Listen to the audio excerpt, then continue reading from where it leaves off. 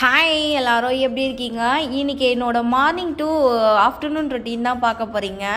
ஷாப்புக்கு வந்துட்டேன். ஷாப்புக்கு வந்த உடனே ப்ளவுஸ் தான் ஸ்டிச் பண்ணுறதுக்காக லைனிங்லாம் எடுத்து வச்சுருந்தேன். இன்றைக்கி பார்த்திங்கன்னா நான் லைனிங் ப்ளவுஸு டிசைன் ப்ளவுஸ் தான் இன்றைக்கி வந்து நான் தைக்க போகிறேன். ஸோ டெய்லரிங் பண்ணுறது ரொம்ப கஷ்டம். டெய்லர்கிட்ட மட்டும் வந்து பாரம் மட்டும் பேசவே பேசாதீங்க. என்ன இவ்வளோ சொல்கிறீங்க அவ்வளோ சொல்கிறீங்க அப்படின்னு சொல்லிட்டு இந்த ப்ளவுஸை முடிக்கிறதுக்கு எனக்கு ஆஃப் டே ஆகிடுச்சு. கை வலி, முதுகு வலி, இடுப்பு வலி, எல்லாமே கழுத்து வலி எல்லாமே எடுத்துக்கிச்சு எனக்கு. ஏன்னா அவ்வளோ கஷ்டங்க. அதே மாதிரி எவ்வளோ பொறுமை வேணும்னு தெரியுமா டெய்லரிங் பண்ணுறதுக்கு.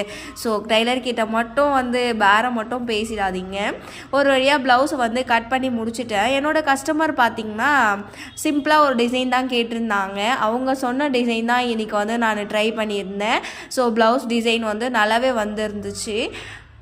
ரெகுலராகவே நான் பண்ணுற வேலை தான் இது. கடைக்கு வந்த உடனேயே ப்ளவுஸ் எதுனா இருந்தால் ஸ்டிச் பண்ணுவேன். பட் எந்த ஆர்டரும் இல்லை. ஸோ அதனால் நான் ப்ளவுஸ் ஸ்டிச் பண்ணுறேன். அதே மாதிரி என் கையில் காசு இல்லைன்னா நான் முக்கியமாக டெய்லரிங் தான் உட்காந்து பண்ணுவேன். அதே மாதிரி தச்சு கொடுத்தாலும் யாரும் கொடுக்கவும் மாட்டாங்க. காசு கைக்கு வரவே வராது. கொஞ்சம் ரொம்ப கஷ்டம் டெய்லரிங் பண்ணுறது. அப்புறம் லன்ச் வந்து சாப்பிட்டு முடிச்சிட்டேன். லன்ச் வந்து வீட்டிலேருந்து கொண்டு வரல. ஸோ அதனால் இன்றைக்கி ஹோட்டலில் தான் வாங்கி சாப்பிட்ருந்தேன். Capsicum rice. ஒரு வழியாக இந்த டிசைனை வந்து முடிச்சிட்டேன். இந்த மாடல் வந்து எப்படி இருக்குது அப்படின்னு சொல்லிட்டு மறக்காமல் வந்து எனக்கு கமெண்ட் பண்ணுங்கள். எனக்கு ரொம்பவே பிடிச்சிருந்துச்சு. தேங்க்யூ ஃபார் வாட்சிங். பாய்.